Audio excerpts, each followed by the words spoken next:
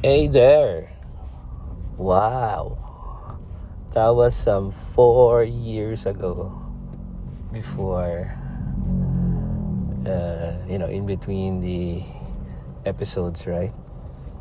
So, anyway, I changed phones and opted to start a new podcast with the other phone. Actually, you can check that out. The podcast name is Podcast ni George Atento. So, yeah. And now, I'm back to this phone. Well, my previous phone died, and that's why I tried doing it in another phone. So this is the result here.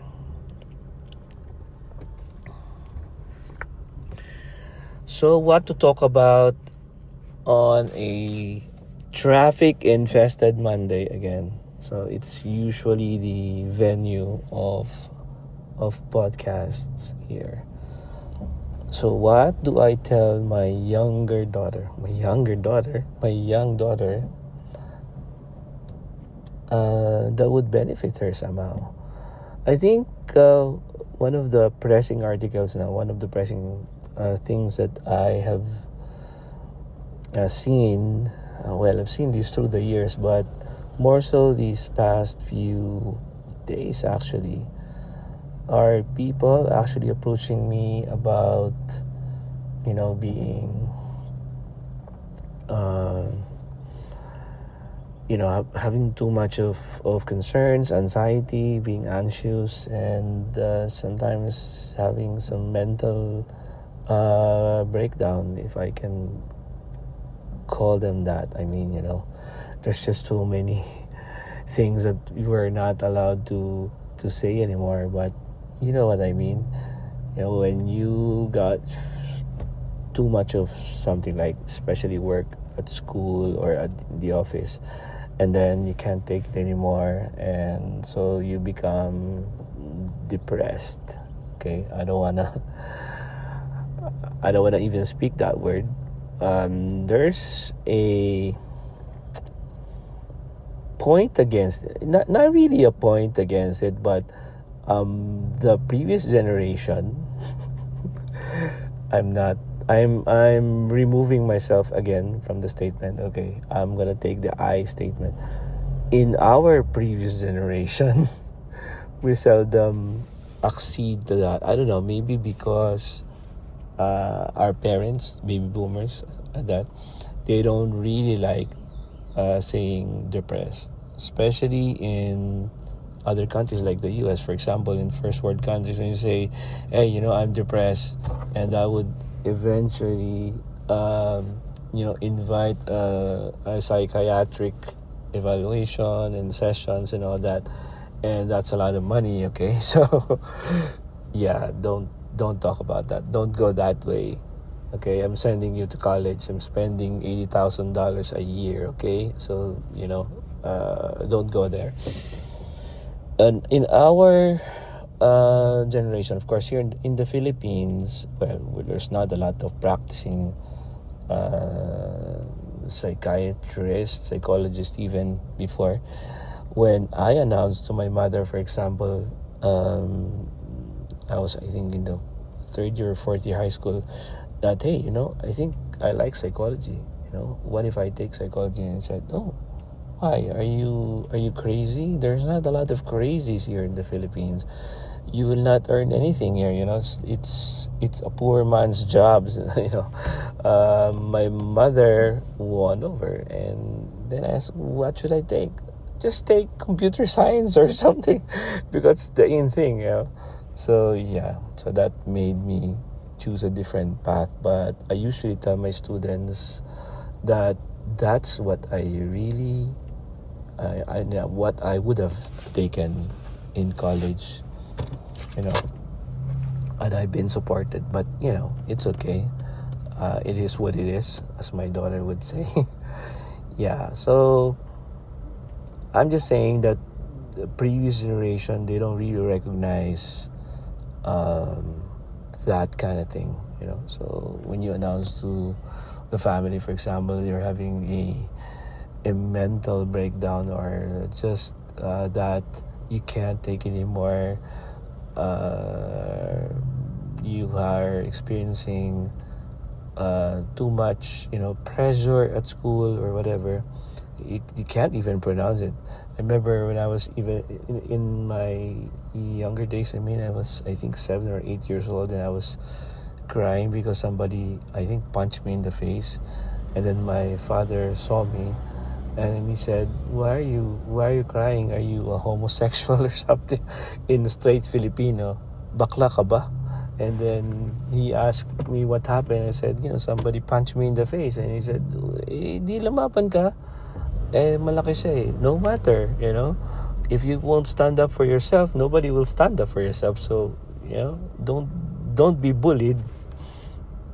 Stand up for yourself. Next time, they will respect you. Not because you won the fight. I mean, even if you lose again and again in the fight, as long as you fight back. So it's always like that. Boys don't cry. Boys don't cry. It's always in my mind. So that's why you cannot announce something like that. Like, I think I'm depressed or something. But well, to be fair, this generation takes care really of the mental well-being. It started, I think, when we realized, mindfulness technique.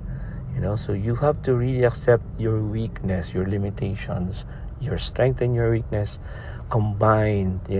So you really have to understand what sort of thing you are going through, because if not, then you won't be a productive member of the society, or of your company, right? So that's why there's always that work-life balance now. There's that taking care of your mental well-being, or mental health, so to speak.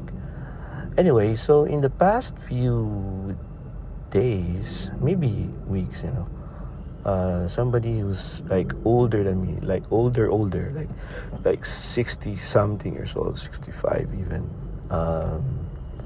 well in his retirement years, told me, "Oh, George, you know of somebody who can help me." Okay. And then another, of course, my students, they always tell you, what's going on in their lives, especially the Gen Z people. And then my daughter, of course, you could see from her post, and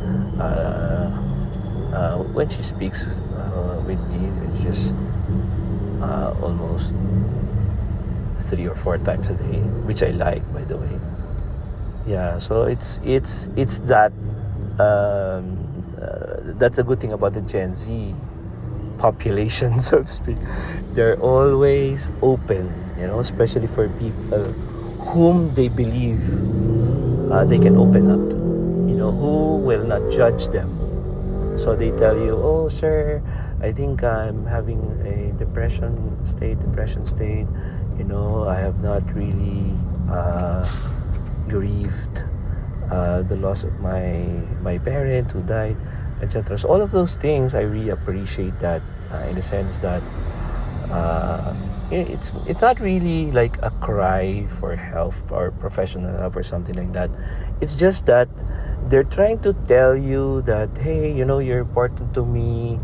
You're like a father, you're like a parent to me, and I really value what you're thinking, And in my my graduate school class, somebody told me, "Hey, sir, do you accept mentorship, program, etc.? I think I want to be mentored by you." I said, I do that all the time, and there's no need for like a program of sorts where you will pay me or something. Just message me. Maybe what she needs is like a structured program like that. Maybe I should have come up with something, but I'm really not ready for that. I mean, I'm ready with content and all that, but I would think that it's a decision that you have to make, if you would mentor somebody, because that would really be, I say really a lot, that would make, that would bring, the teaching into a whole new level of sorts, right?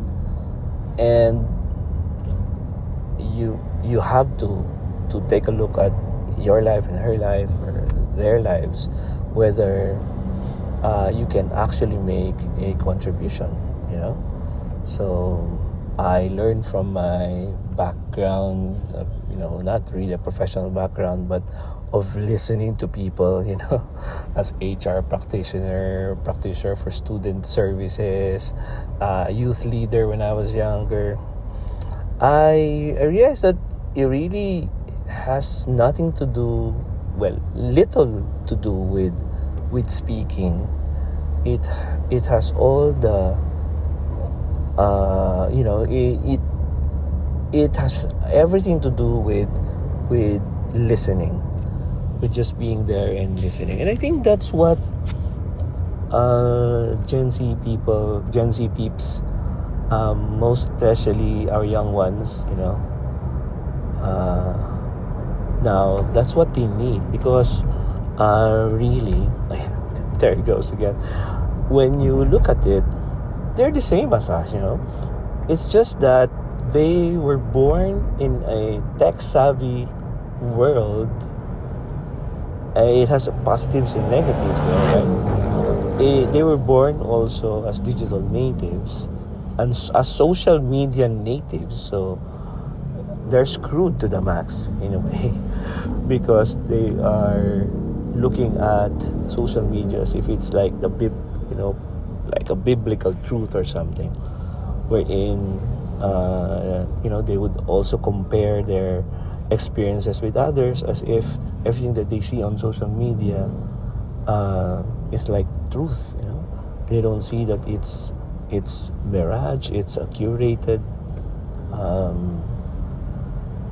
content, and you are seeing all of your friends posting, one after the other. It's not one person posting all the time. Maybe there's one person like that, but you don't even have to compare yourself to them because they are also going through some things, and sometimes it's not just a validation of their own selves that they're posting out there. It's also because they're coping, so you have to understand them, that they're coping and they want to somehow look at the memories of their lives, at least the good ones, right? You don't post stuff that are bad, so just it's just really for them, so if you are comparing yourselves with all the best things that they are posting, then you are screwed to the max, so because you are feeling all these negative vibes, especially if you're down and all that, and then what you're seeing are travels of people, memories of them going wherever, and then maybe you'll say, I'm 30 plus, I don't even have a mark on my passport, or I don't have those fancy phones, etc. So but so that's where it is, that's where you have to really take care of your mind, yourself.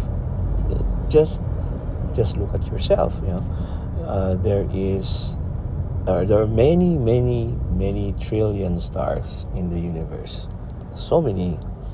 In fact, our sun, 93 million miles away, 8 minutes by the speed of light, is just one star of 100 billion in this galaxy that we have.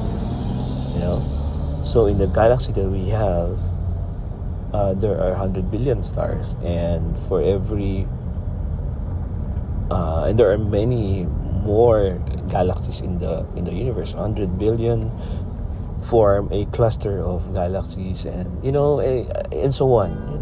So what I'm saying is that of all the 100 trillion quadrillion stars out there, blinking, shining in the night. You don't have to get all of them. You don't have to compare yourself to any of them. You just have to choose your goal, your dream, and just pursue it. That's yours. You only have to compare yourself to yourself. For me, I compare myself to my past self, and sometimes I would feel sad because I would feel like, hey, I used to run the 100-meter dash in, like, I don't know, what was my time? 15 seconds maybe when I was younger, or maybe 14 or something like that. It's not fast enough for even the National Olympics or whatever, but it's my best, you know what I mean? So I was happy for it when I was doing it like that. I was running and all that. But now, maybe I would run the 100 meters in, I don't know, 2 days maybe. Simply because, I'm older. I'm old, So if you compare yourself with your past self, sometimes you even feel bad about yourself. So that is why the mindfulness technique is just looking at the present moment. And even if you're sad, even if you're quote unquote depressed, you accept it. You claim it as your own, and then just accept that, hey, I may be feeling depressed. I may be feeling sad. And I'm feeling sad because I think I'm a little envious about the people that are surrounding me. I feel envious because even though I'm doing well in school, somebody else is much better than me, much prettier than me, or more handsome than me, right? Or has a better family in terms of, like wealth or something. So we forget that, we forget that we are here in this what do you call this experience of life. We are actually not physical beings, material beings trying to be spiritual. We are actually spiritual beings trying to experience a physical manifestation of experiences. So there's a whole lot of difference there. If you accept that, you'll realize that all of these material things, they're nothing. They're just passing by. And even if you do well or don't do well in this life, it's okay. I mean, as long as you are, moving in from day to day, as long as you are moving forward, never backward, moving step by step. Even if you crawl from 0 to 100 meters, as long as you're moving forward, that's okay. Nobody's gonna tell you nothing. Nobody's gonna tell you, nobody's gonna get angry at you. And why would you even consider other people? When you look at that and you see that, hey, I don't really have to listen to people. I don't really have to measure my success with the kind of metric that I am imposing upon myself, So nobody cares about that. Even you yourself, when you look back at your memory, so to speak.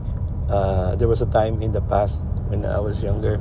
Memories is like when you look at old pictures and there are just so few of them, because one film would just be able to develop maybe if you're lucky 24 or 36 shots, and that's it.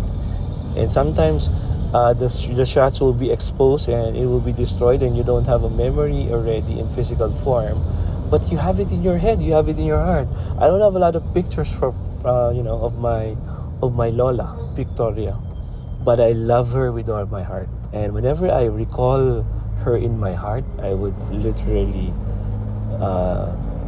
be crying because of all the love that she showed to me. I have no picture of her, but it's just in my heart, So when you do those memory trip down the memory lane, you don't even, you don't even put hearts and likes to it, because it's your own. It's nobody else's memory, it's nobody else's experience, so it's just yours. So if there is a metric that you want to attach to your, I don't know, your experience, I think it's just your appreciation of it. Am I better today than yesterday? I mean not physically, because of course now that I'm feeling all these aching joints and you know what I mean,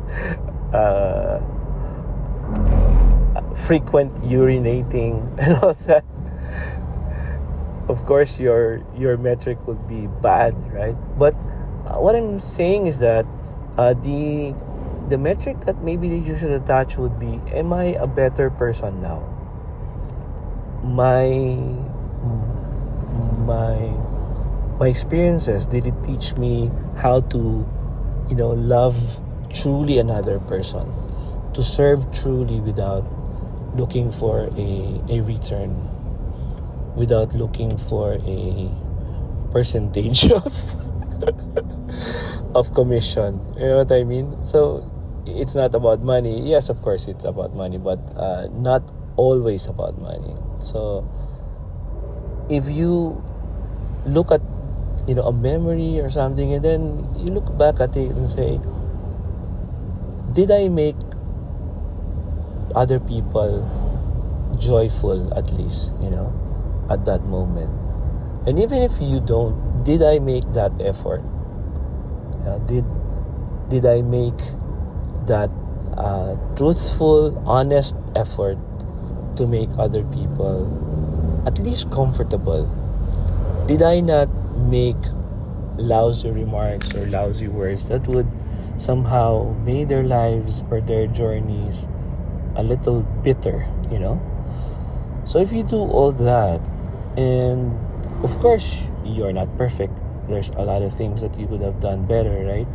But if you keep on improving,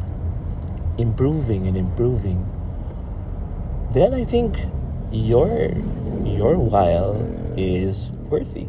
That will be a worthy while, so to speak. And I think you should measure your memories, you should measure your life's experiences that way, and never by the hearts and likes and comments and engagement of other people, because these are all shallow things. They are not going to make you a better person. You will feel happy for a while, or maybe joyful for a while, but then after that, so what will happen is that you will end up trying to gain more likes, trying to search for a newer content, to make other people like you more, engage in you all the more. And you would engage in fake stories, faking your stories, so that you will get appreciated by people. And that's not anymore genuine you. That's just your avatar. It's not you anymore, right? So there's no genuineness and sincerity. We all cry against, we all feel bad about fake news. But in reality, if you are curating your own experiences and just showing just a little part of you, if you look at it from the perspective of absolute truth, then that's not the whole truth either. That's not also not fake news. In a way, we are all just curating part of our lives. But as long as your idea or your goal, your end, is not to put the spotlight on you, that's what I think. If it's not about you, but about what you think is proper, I think there's a better way to say it. And I would always recall St. Thomas Aquinas saying, regard not who is speaking, who is speaking, but rather what is spoken about. So speak not because you want to be heard, but rather speak because you want them to hear. To hear what? Not you, but the message. So I think that's the main thing, But I really understand that there are people who are genuinely fed up with the things of this world. And I'm not saying that it's only about social media, it's only about, making the having the most likes, etc. There's really people who are so fed up with the things that they're doing, they're not happy. And social media and everything, all the things that are happening in their lives, they are exacerbating the situation. They are making the situation worse than it already is, simply because they're comparing themselves with others, at least in their hearts. So when you do that, and when you are tempted to do that, then pause for a while and say, hey, I'm going at it again. I'm feeling sad again. I'm feeling depressed again. Why am I depressed? Oh, it's because I am feeling unworthy. I am feeling unloved. So all of those things you can actually begin to practice day after day. There was even one time when I was a young boy, wherein I told my subordinates. Do I call them subordinates?